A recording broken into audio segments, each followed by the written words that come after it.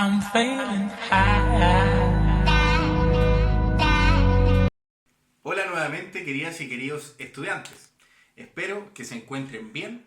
En esta oportunidad he querido realizar este video en función de las actividades que trabajamos durante la semana, para lo cual yo le había pedido una tarea vía Google Classroom, de las cuales me decepcionó un poquito porque recibí muy pocas preguntas. La tarea era súper sencilla.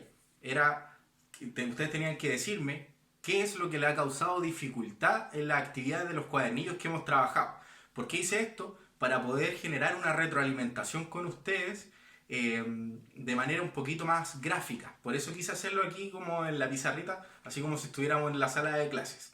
Bueno, independiente de eso, de las preguntas que llegaron, hubo algo que fue transversal a todas, algo característico y similar, que tiene que ver con... Les costaba hacer análisis de los personajes. De las preguntas que decían como identifique las características del personaje, les costó mucho. En el video anterior, anterior en realidad, yo les traté sobre el género narrativo, sobre los textos narrativos, y ahí les expliqué que habían 4 tipos de personajes: protagonista, secundario, terciario y antagonista. Sin embargo, no nos detuvimos un poquito más allá para analizar las características que tienen cada personaje en general. Ya es por eso que quiero hacer esta mini clase, para que quede un poquito más claro. Bueno, antes de empezar me gustaría también decir que continuamos en el texto narrativo. Sin embargo, este análisis sirve también para posteriormente, cuando analicemos el género lírico o el género dramático, en donde existan personajes, también nos puede servir el contenido que les voy a pasar ahora. ¿Ya? Entonces, para analizar los personajes en un texto, es muy importante detenernos en ciertas características principales que tienen para poder nosotros crear una imagen mental del mismo. De hecho, es una muy buena alternativa que ustedes, mientras estén leyendo un texto breve o una novela, ustedes tengan un cuadernito al lado para que vayan tomando notas sobre algo. Primeramente, los rasgos físicos de los personajes. Es decir, por una parte, tenemos que tratar de identificar, en algunas partes no sale, en algunos textos no sale, por eso tenemos que tratar de identificar, en algunos casos, interpretar su edad, su tamaño, su color de piel, de ojos, de cabello, ¿cierto? Como algunas de las características principales físicas. ¿Para qué? Para un poquito tener una idea sobre qué tipo de personas estamos hablando en cuanto a su físico, para que nosotros podamos imaginarlo. Sin embargo, eso no es una de las características más fundamentales para comprender un personaje, pero sí nos van a hacer una idea mental, por lo menos, de qué estamos hablando. Si estamos hablando de un anciano, si estamos hablando de un niño, si estamos hablando de un afroamericano, si estamos hablando de una persona rubia, de una persona colorina. Ustedes saben que, dependiendo del contexto sociohistórico, el color de la piel influye. Por lo mismo, es importante analizar los rasgos físicos. Por otra parte, también tenemos que analizar los rasgos psicológicos del personaje, que yo diría que es lo más complejo. Porque en los rasgos psicológicos nosotros vamos a poder identificar un poquito su manera de pensar, el cómo piensa. Y vamos a través del cómo piensa, nosotros podemos después identificar cómo actúa.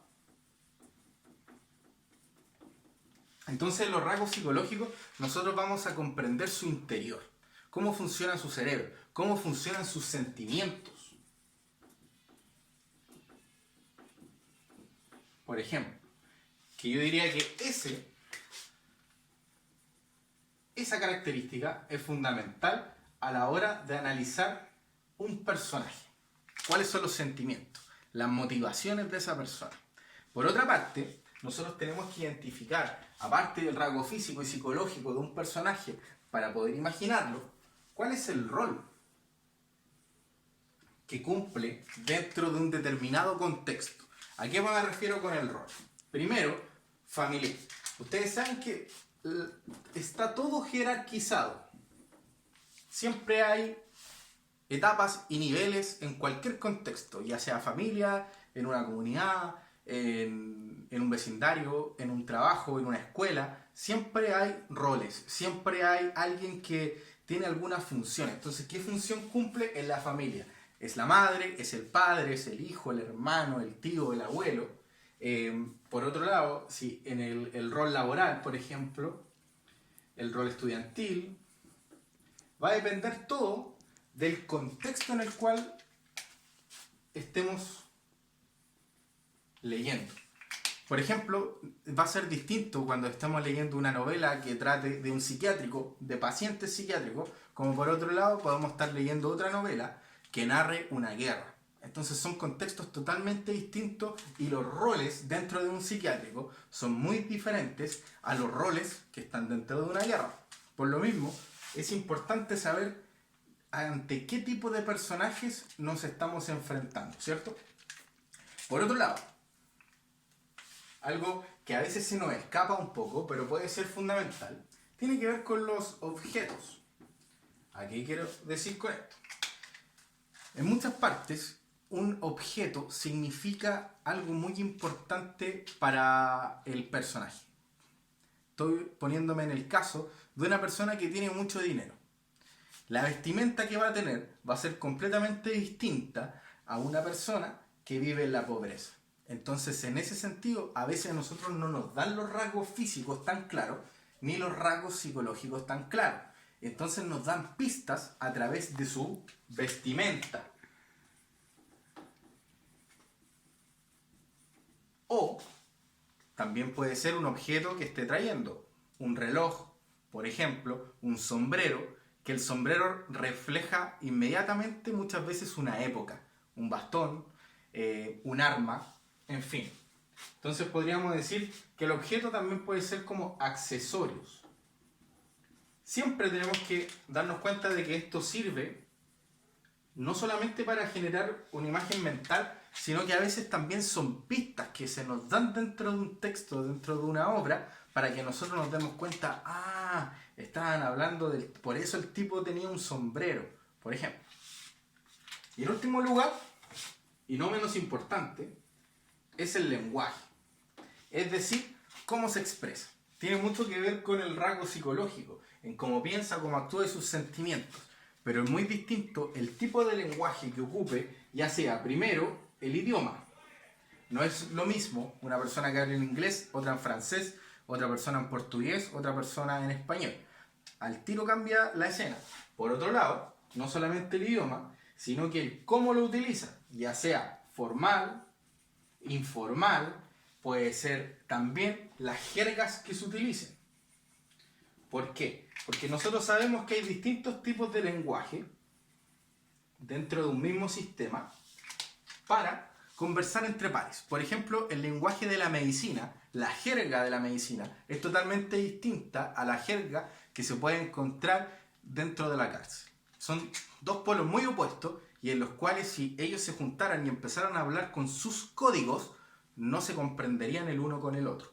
Por lo tanto, muy importante también identificar cuál es el registro de habla que nosotros estamos leyendo en ese sentido. Entonces así nosotros empezamos un poquito a imaginarnos el tipo de personaje que está creado, ¿cierto? Y esto nos va a servir también para ver cuáles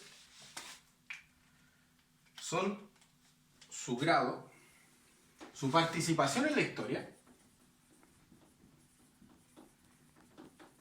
Que aquí viene la clasificación, después para nosotros podemos decir es protagonista, secundario, terciario o antagonista.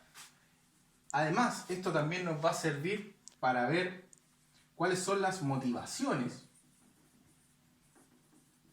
no solamente de los personajes, sino del narrador, para contarnos la historia de tal o cual persona.